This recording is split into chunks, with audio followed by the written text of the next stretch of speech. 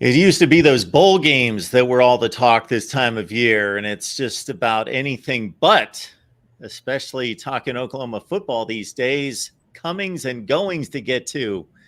We will do that over the next few minutes here with John Hoover, all Sooners on Fan Nation. John, how you doing today? I'm doing well, Mark. You're right. We used to care about these bowl games, and now everything that anyone cares about has to do with the transfer portal or hires or who's leaving, who's coming in. Crazy stuff. The way this sport has changed has been remarkable over the last few years. Absolutely. And everyone, we appreciate your comments and questions. This is Sooners Live right here at the Voice of College Football. John Hoover joining us again from All Sooners on Fan Nation. It's amazing when I have conversations with you and a zillion other people involving their teams. The bowl game is just a complete afterthought and right down the list of priorities and topics to discuss. And I'm actually going to start with that because I'm going to fly in the face of of what everybody else is thinking about, because I still love the bowl games and I still love bowl season, and they get made fun of now and disregarded, but people still watch them. The TV ratings show us that, and I understand it's the holidays and people just love watching football, so they're going to flip the games on. But this is depending on who shows up, and we know Dylan Gabriel's not going to be there, of course, but who shows up for both of these teams. This is a pretty darn good matchup when you look at Arizona taking on Oklahoma. If you just enjoy good football. Yeah, it's two teams that are kind of on the rebound, on the rise. Early in their coach's tenure, Brent Venables' second season, Jed Fish's third season. He's got a little bit of a head start there, I think. But just in terms of what he wants the program to look like, Jed Fish, you look at his coaching staff, he's put together some real serious NFL background coaching staff. And of course, he's got a very broad and diverse NFL background himself. So that's what you would expect. He's put together some hard hitters in that coaching lineup. And when it comes to Oklahoma, this is still Brent Venables' first staff. He's had to replace one guy at one position. He said he's done it twice now, but just in terms of what he wants Oklahoma to look like, he was here for a long time before, so he knows what he wants Oklahoma to look like. So both these guys kind of reshaping the program in their image at this point, and here we are in San Antonio, just about a mile from the Riverwalk on December 28th, and they're going to try to settle something. I don't know. These bowls feel more and more and more like exhibitions like they used to be in the 50s and 60s, like they didn't really count, and nobody really cared about them, and who cares if they won or lost. That's what they feel like now, is like they're just exhibitions if you're not in the playoff. No, that's a great historical perspective on it, because yes, the polls did not recognize them. They were much like exhibitions. And then I guess just as they just gained, first of all, just great matchups, of course, amongst teams that never played each other and were just showcased at a time of year where people were just starved to watch football, that they then became the most important thing. It was the most important thing that a certain school reached the Sugar Bowl or the Cotton Bowl, and now we're on the other side of that peak. So it's kind of interesting, but I am gaining a little bit of optimism this season in hearing out of some major teams who has decided to play that doesn't need to play. So I think maybe we've hit, hopefully, a floor in regards to opt-outs. Or a ceiling, depending on how you look at it. So where do we stand on the Oklahoma situation involving who's expected to play? Well, Brent Venables had his two biggest recruits come back. A couple of 2-year starters, a couple of 3-year starters, I should say, come back for their senior season next year. And that's Danny Stutzman and Billy Bowman, the all-star linebacker and the all-star safety. You got one guy that's the leader of the defense, spiritually, statistically, in every way possible. He's the leader of the Oklahoma defense, and in a lot of ways is the leader of the team, Danny Stutzman. And then you've also got Billy Bowman, who's just been tremendous during his junior season. Closed the season really strong, finished with, I think, 6 interceptions, 3 pick sixes this year for Billy Bowman. That's otherworldly information to add to your resume when you're a college football player. So to get those guys back, they both said no. They both looked into the NFL draft and they both said no. Stutzman actually told Venables that he was going to go to the draft. Coach, I'm going to go to the draft. I just wanted you to know. And then they worked it out and they had some more conversations. He talked to his dad and he came back and he said, you know what, Coach, I'm coming back for my senior year. So he was that close. To have both those guys back is a massive win for Oklahoma as they transition into the SEC. You mentioned the coaching staff and what Jedd Fisch has done at Arizona. Obviously, Brent Venables still establishing what he's going to do, and you're always going to have attrition, especially when you're successful, which is a good thing. Seth Littrell being promoted to offensive coordinator, does that seem just like a move to say, okay, this guy has a ton of experience, so we're safe with him, plus he's been in the system, so it just makes sense. We like what we're doing and what we have done on offense. Let's just keep it going. Yeah, it's goes two different ways. And I mentioned earlier the one position that he's replaced twice. This is the first position that he's had to replace other than that position, which is the quarterbacks and the offensive coordinator. So, 2 full years with one position coach needing to be replaced is not bad. But then you start having some success and you see Mississippi State comes in and hires your offensive coordinator to be the head coach there in Starkville. And that's Jeff Lebby going on. So the way Brent phrased it is exactly what I think is kind of what I predicted. It's the safe hire to bring a guy off your analyst staff, former player, Oklahoma native. It's the safe hire, but it's also the right hire because Seth Littrell's resume, I guess, his offensive mind, his background is that of a daring play caller, a play caller who, as a former fullback, of course, he likes to run the football. He likes to run power formations, but he's got a diverse background. He's got a little Texas Tech in him. He's got a little Baylor in him. He's got Larry Fedora in his background. He's got Kevin Wilson in his background. He's got obviously Mike Leach in his background. And so he's got a lot of different varied backgrounds to come from, play calling wise, structure, what you want the offense to look like. So he's, yes, the safe hire, no doubt about it, because he was on the staff and he knows the area, he knows the recruiting, he knows a lot about Oklahoma. He's steeped in the tradition. His dad was a great player back in the 70s for Barry Switzer. But now you spin that forward and say, what have you done lately? And you look at his offenses at North Texas, where Graham Harrell was his offensive coordinator. He's an offensive mind, and he's very accomplished, and he knows what he wants. He's been a head coach for 7 years. He knows what he wants it to look like. So I think players are extremely excited about getting to play for Seth Littrell. Yeah, it's a great position to be in when you've got arguably one of the best offensive coordinators in the game, and then he moves on and you got a guy right on staff that has this level of experience. I don't know how many places have that luxury. We got John Hoover here from All Sooners on Fan Nation. And John, the best way to find your YouTube channel is just your name, right? Yeah, John Hoover Media. Bam, right there. You can just click on over, find John's work right there. Is there a regular schedule of when you go live or when you post videos? We post our podcast on Wednesdays. So that new one went up yesterday. There's been so much going on. It's been so crazy, Mark. We do like an hour-long podcast during the regular season, 40 minutes sometimes. December comes along, and these things are stretching out into 2 hours. So there's just so much to talk about. And we appreciate you stopping by because I know you got a lot going on.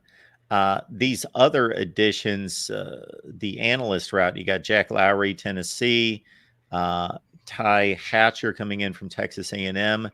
And there's a lot of background there that seems to be interesting in that Jack Lowry was a Missouri quarterback. He's worked under Josh Heupel. Yep. Of course, there's an obvious connection there. Just your thoughts about those analysts.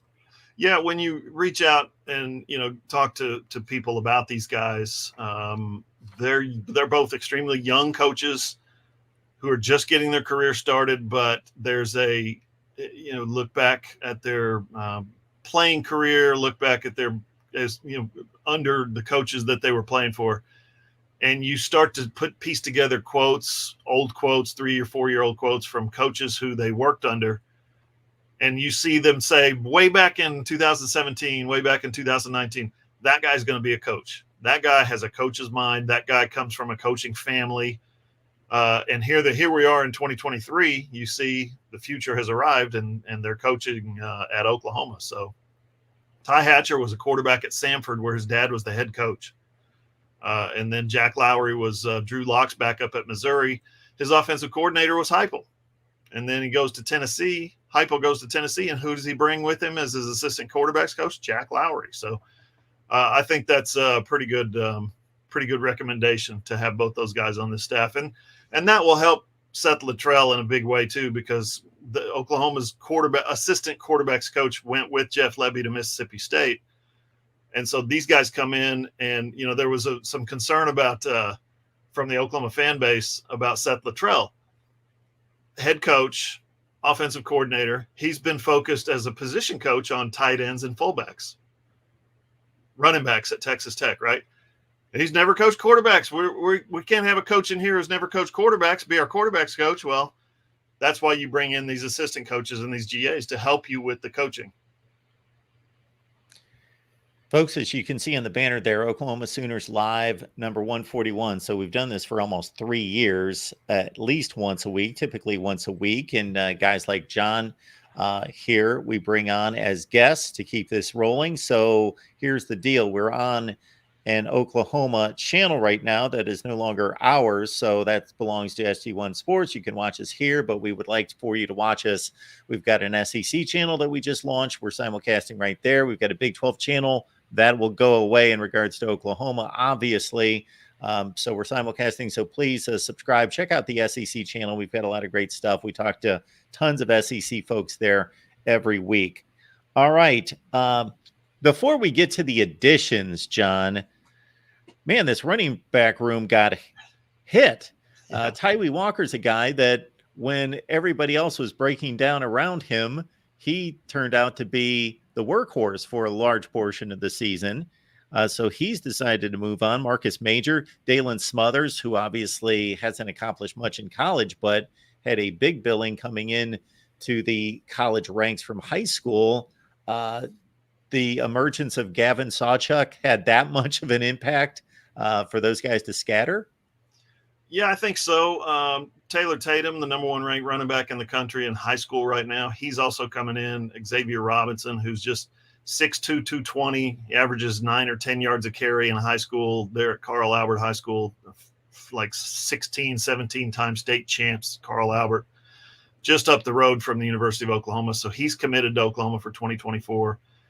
They just keep reloading. They just keep reloading that running back position. I know Dalen Smothers talked to his coaches in high school, and he had big dreams of being the next great Sooner running back after missing his senior year of high school. It was a transfer snafu, and he couldn't play senior year of high school. So he was really looking forward to getting to Oklahoma and having a huge impact. And, for one reason or another, true freshman, some uncertainty at the running back position where they ran in, I think, literally 4 different guys at one point. 4 different guys were RB1 for Oklahoma. They couldn't choose. They were letting it develop. And finally, Tyree Walker was the guy in the middle of the season, and Gavin Sawchuk was the guy at the end of the season. And that's kind of where it stood. Marcus Major decided to take his final year of eligibility. He's had some really nice contributions over the years, but he's had trouble staying healthy and I think there was an eligibility situation with him one time as well. So just when you put it all together, Tyree Walker still hadn't gotten his scholarship. He was still a walk-on, even though he was leading the team in rushing at one point this season. So those 3 guys, decided this is my opportunity to enter the transfer portal.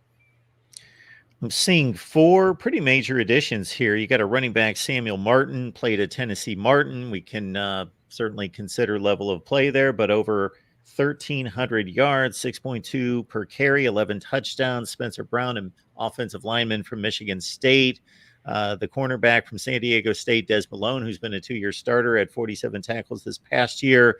The guy that I'm most familiar with would be the Purdue wide receiver Deion Burks, who caught 47 balls despite Hudson Card having an uneven season and them having better quarterback play in the past, with Aiden O'Connell still 7 touchdowns through the air. So your thoughts about these various additions and how impactful these guys might be? Yeah, Mark, these guys are being brought in to contribute right away, essentially. I guess they need a wide receiver to, replace the guys that they're losing, which includes, of course, Drake Stoops, the number one receiver on the team, top receiving pass catcher in the Big 12, led the Big 12 in touchdown catches, all that stuff. They got to replace him. You never would have thought that they would have to replace an old coach's son, walk on, right? Oh, we got to find somebody to take Drake Stoops' place. But that's how the player that Drake Stoops became made himself into. And it's just been an impressive situation watching his career unfold. So you hit the transfer portal and you say, okay, we need a big play wide receiver. We need someone who's fast, someone who can play the slot, and that's Burks. He's got the burst. He's got, he can play inside, mostly inside, but he can also play outside if you need him to, which is kind of the history of this offense. Samuel Franklin from UT Martin, FCS level, right? 1,300, almost 1,400 yards and 11 touchdowns. He's one of the top running backs in the portal this year, frankly. And like Burks is one of the top receivers in the portal. So, from Purdue. So you put those two guys on offense and all of a sudden you've replaced some of those pieces that you didn't really anticipate that you would have to replace. You get some playmakers in place of some guys who you didn't really count on going into, let's say, 2022, 2023 that you would need to replace. You've replaced those spots now. Oklahoma's had some injury situations at cornerback this year. Plus, I think they're anticipating losing their fifth-year senior Woody Washington.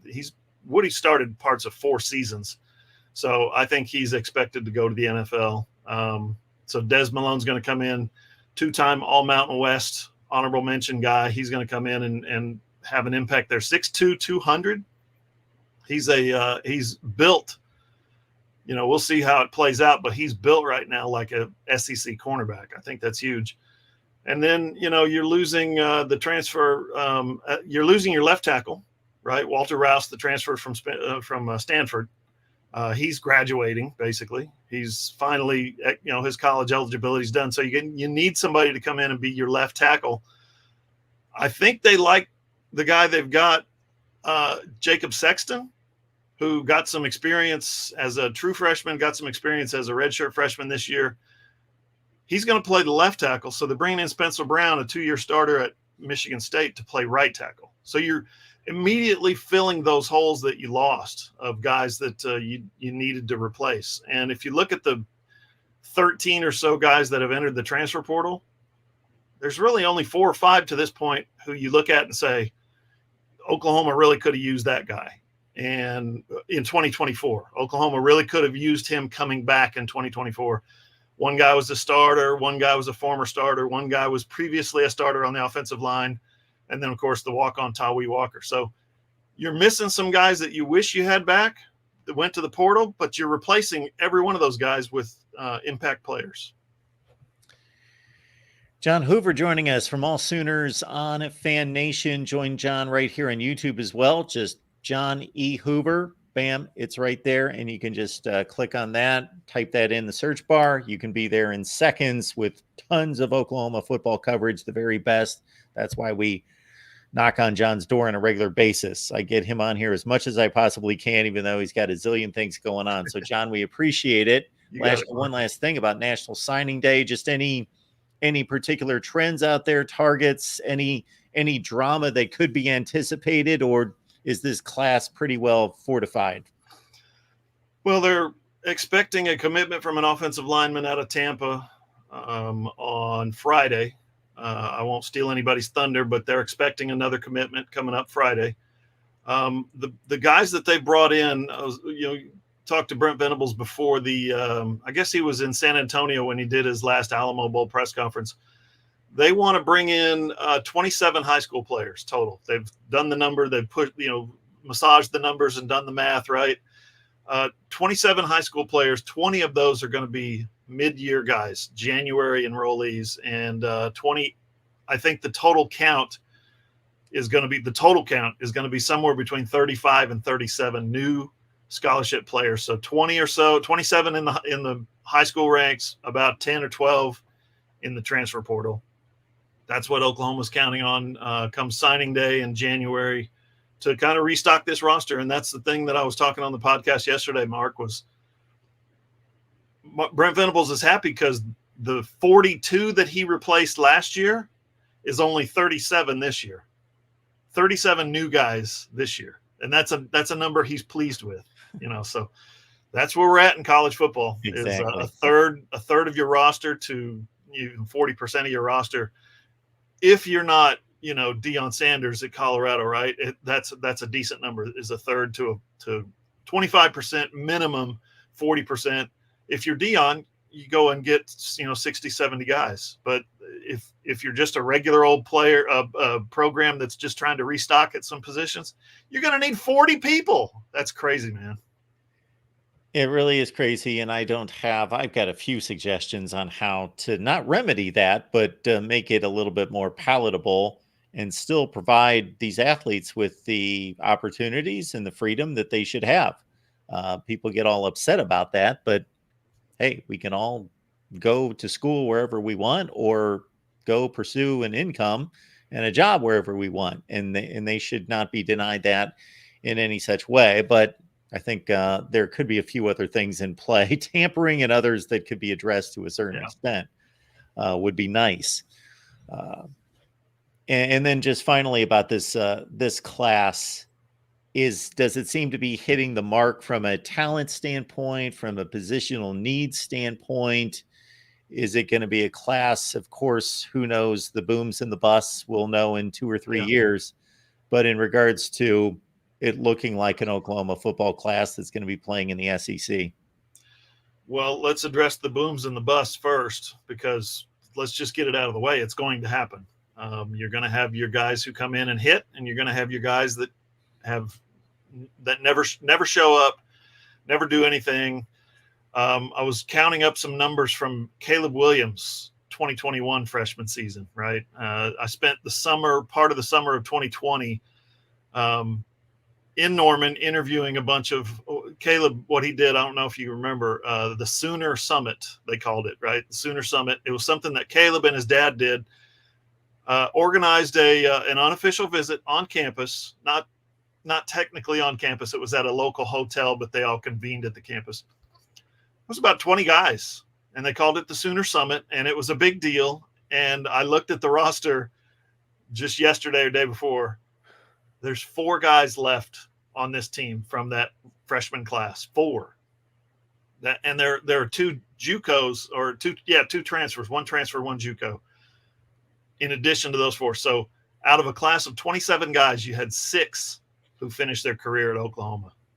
That's the reality of this thing. That's how this thing's going to work from now on until new legislation is passed that tamps down the transfers and addresses NIL. So this year, they're expecting 25 to 27, I think, is the number again this year. And, based on who you follow, whether it's On3 or Rivals or 24/7, it's a top 10 class, and it's Brent Venables' 3rd straight top 10 class. So it's what you need to do when you're going into the SEC is stack those recruits. But again, who's going to be here in 3 years? We don't know. And it creates a constant churn and news cycle and turnover and everything. There's never a shortage of things to talk about, especially for myself. I'm trying to cover everyone. Yeah. I will say this, though. It makes it messy when trying to evaluate, okay, where was this team last year and what are they going to be next year? Because it used to be simply, okay, they lost these guys through the NFL draft. They've added this class. There's only going to be so much impact from this class. But here's where they're at. And one big indicator that's still valid, but it's falling by the wayside, would be the total team talent composite. If you look at that, in the past, it's been, okay, Georgia, Alabama, Ohio State, Clemson, Oklahoma. Well, that's your playoff. Basically, that's like 80% of your playoff teams over the last 10 years, who's been in the playoff, who's won the game. Oh, they're right at the top of the board. It's a perfect translation. And you've had your outliers like Texas doesn't perform or has not in the past. And Wisconsin's there are those outliers, but pretty much you've been able to say the top of the recruiting rankings, just it correlates right to the college football playoff. But with the transfer portal, that's going to change to a certain extent. Yeah, I think, and who knows where it's headed in terms of legislation. I mean, we just get a rule passed this week about guys. Nope, they're not ineligible anymore. They're eligible now, and they're eligible immediately. And it's a temporary restraining order, and it's like, what? Where did my college football go? I don't remember signing up for this. All right, folks, for as much as many of you are discarding the bowl games, I would recommend watching the bowl games, take them for what they are, look at the opt-outs, say, okay, well, I'm going to put this much value in this game or the result of the game, but enjoy the football. That's why we do all this. Enjoy the 3.5 hours of football. I've never understood the hate for bowl games when early in the season in August, late August and early September, everybody's like, just give me football. I'll watch Division II. I'll watch 1AA. I'll watch MACtion or whatever. And then we get to the bowl games and everybody's like, these bowl games are stupid. I'm like, no, they're not. It's football. Enjoy it. Yes. And here's the other part of this, John. For the majority of teams, this is when they're going to be watched more than any other game they play. That may not be the case for about 10 or 12 schools in the country that have major rivalry games that draw an enormous TV audience. But for everybody else, when people say that they're inconsequential or they're meaningless, more people are watching Georgia Southern than will ever watch them during a regular season game by far. Yeah. And even Power 5 teams. And then the other thing is, hey, do I want to see Oklahoma play TCU every year? Sure. It's a good game. It's usually a nice matchup, but what's so unique about that? But Oklahoma and Arizona, when are those teams ever going to play otherwise? I just love seeing when the matchups come out and saying, we've never seen this before. It's been 40 years since we saw this, or I think that's great. I think this will be my 25th bowl game, Mark, and I go back home every late December, early January, whenever it is, and I've never had a bad bowl experience covering, being on site for a week or 4 days or whatever it is. I've never had a bad experience at a bowl game. I hear there are cynics around me who say, this bowl, they didn't do this right. And they're okay, fine. I've always found a way to have a good time at a bowl site. That's awesome. Well, John, do the same this year down at the Alamo Bowl. It's almost always a really good game. Yeah. So we appreciate you stopping by. Everybody check out All Sooners on Fan Nation. And again, John E. Hoover is right here on YouTube. Thanks for stopping by, John. Always appreciate it. Appreciate it, man. I'll stay on here for just a second, see if there's anything in the chat, but we appreciate John stopping by, breaking down all that Oklahoma news. So if you're just joining us, of course, you just watch what you missed because this will automatically upload, and you can just, even while we're live streaming, just back it up and watch what you missed, addressing all the transfer portal additions, losses, coaching changes, everything involved, the bowl prep for the Arizona Wildcats. This is a 9-3 football team, not to be taken lightly. They're playing great football down the stretch. So I'm all in on Arizona and Oklahoma in a bowl game, and I cannot think of a time when these two teams have ever played. And of course, they're ships passing in the night to a certain extent because Arizona joins the Big 12 next year, but Oklahoma's leaving the Big 12, which leads me to this. Sooners Live comes your way each and every week. So we're in a situation, as you can see, 141 consecutive weeks that we have delivered Oklahoma football talk here live. You're probably watching us on the Oklahoma channel. Please jump on over to the SEC channel.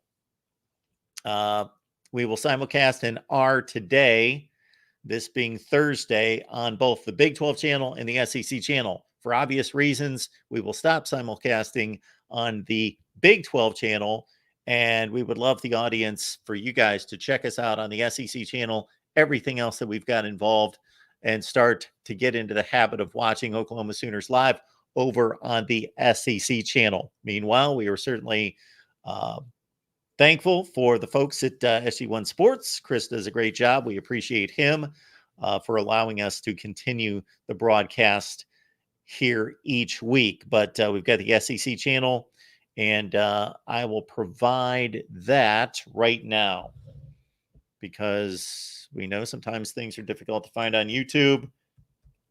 We just started this channel, the SEC channel, back at the beginning of the season. We got about 500 subs, but we will get the link to you right now, our SEC channel. And here, just in the last few days, we've delivered content on LSU, Alabama, Arkansas, Auburn, Florida,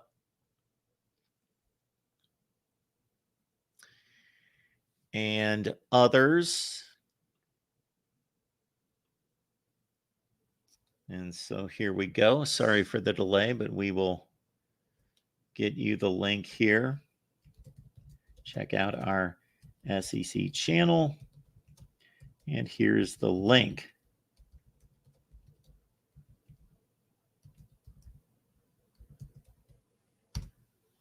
Bam.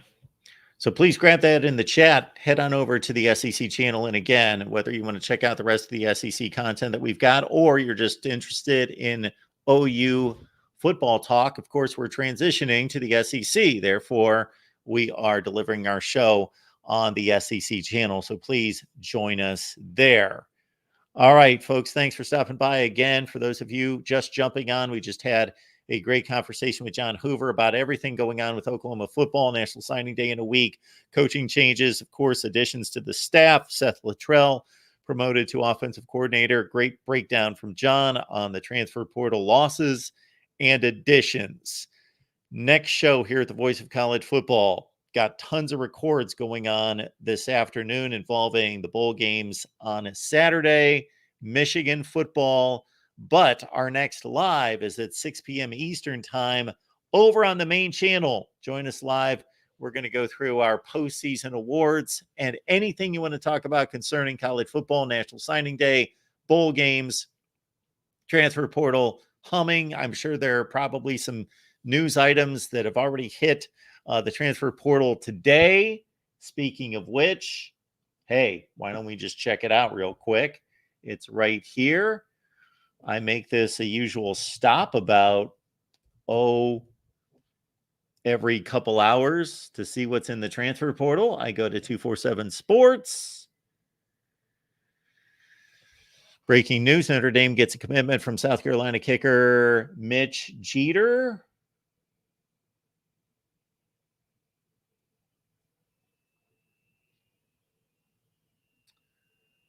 In the last hour, we've got Georgia edge transfer Marvin Jones Jr. is expected to visit Florida State.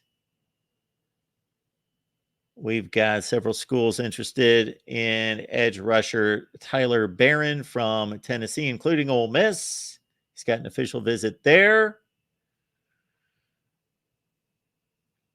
Rocket Sanders, one of the top backs in the SEC at Arkansas, going to South Carolina. South Carolina lands Rocket Sanders. That's huge.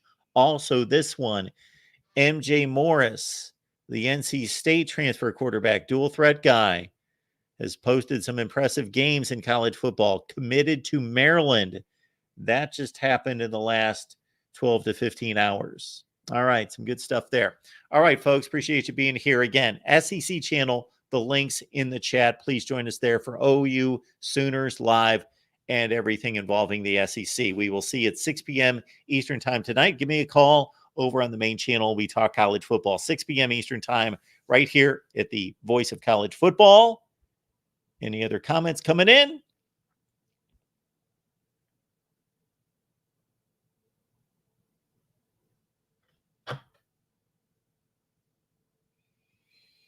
Don't know who Josh is.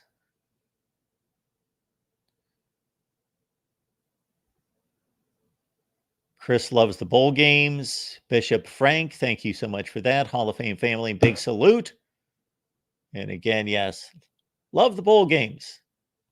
Hate the opt-outs, but love the bowl games. And again, the opt-outs are fairly minimal across the board this season. I think we've hit a threshold where the opt-outs were escalating for a few years. I think they've hit the peak, and we've kind of rested at a place where we can expect first, second round, third round projected players are going to be opt-outs, but that's it. A lot of players that are even going to go in the first, second, third rounds are playing, have decided to play in these bowl games. So that is a good sign. All right, folks, see, it's 6 p.m. Eastern